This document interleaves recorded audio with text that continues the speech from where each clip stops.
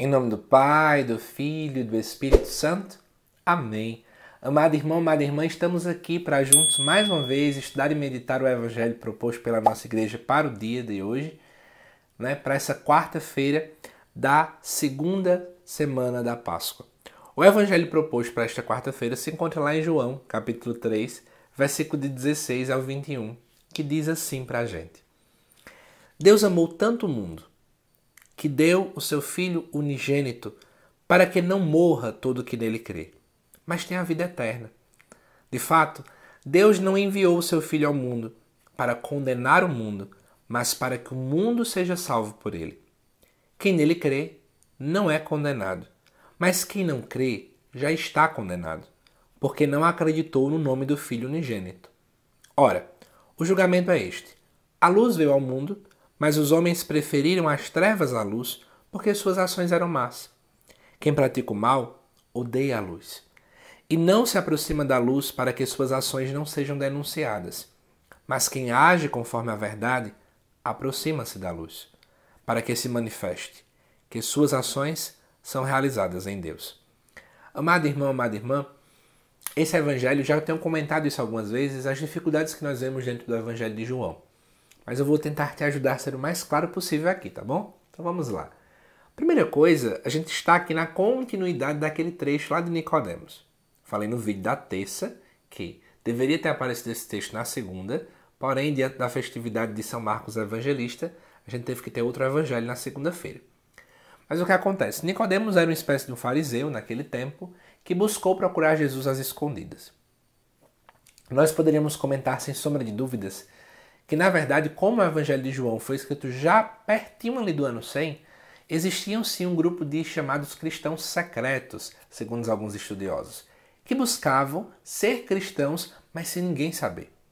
Nicodemos teria então toda essa característica. Por que essas pessoas acabavam sendo cristãs secretas? Porque elas tinham medo de perseguição. Elas tinham medo do martírio. Enquanto alguns cristãos derramavam seu sangue pelo nome de Jesus, essas pessoas tinham medo de que acontecesse isso com elas.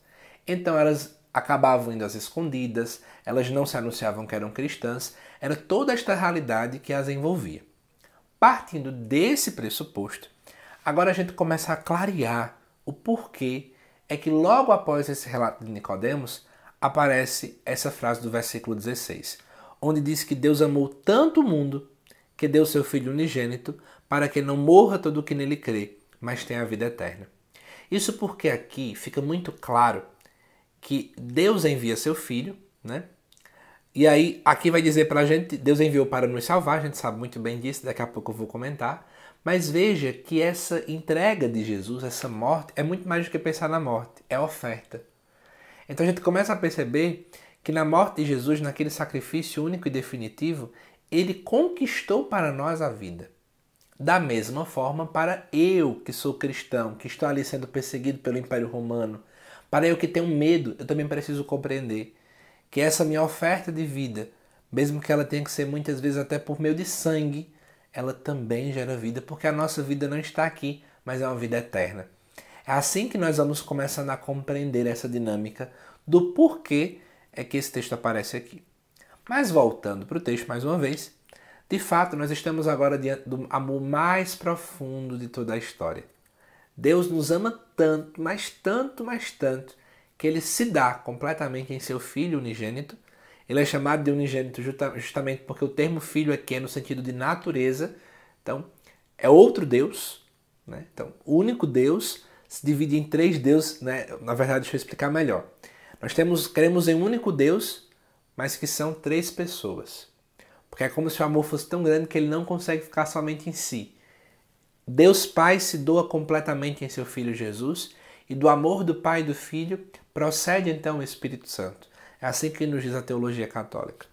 E aí, Deus nos ama tanto, nos ama tanto, ao ponto de dar seu Filho unigênito. E é interessante a expressão mundo que João usa no texto grego, que é cosmos. Sempre para João, o mundo é tudo aquilo que é contrário ao projeto de Deus. Olha que interessante. Deus então ama tanto o mundo, ou seja, ama tanto essa maldade, que foi capaz de enviar seu Filho para salvar essas coisas todas. É muito bonito isso, porque aquilo que é contra o projeto de Deus, Deus apenas ama. Deus não condena, Deus não julga, Deus ama. Isso também é uma lição para nós, diante das situações do dia a dia, diante das adversidades da vida, diante das pessoas que não nos querem bem, que não nos perdoam, que nos perseguem, nós também devemos amar. E aí, continuando, né? Para que não morra todo o que nele crê, mas tenha a vida eterna. Claro que essa morte é uma morte espiritual, morte eterna, né? Aí depois vai dizer, Deus não enviou o seu Filho ao mundo para condenar o mundo, mas para que o mundo seja salvo por ele. É que eu quero chamar a atenção para uma coisa. Deus não enviou Jesus para morrer por nós. Né? Deus enviou para salvar o mundo.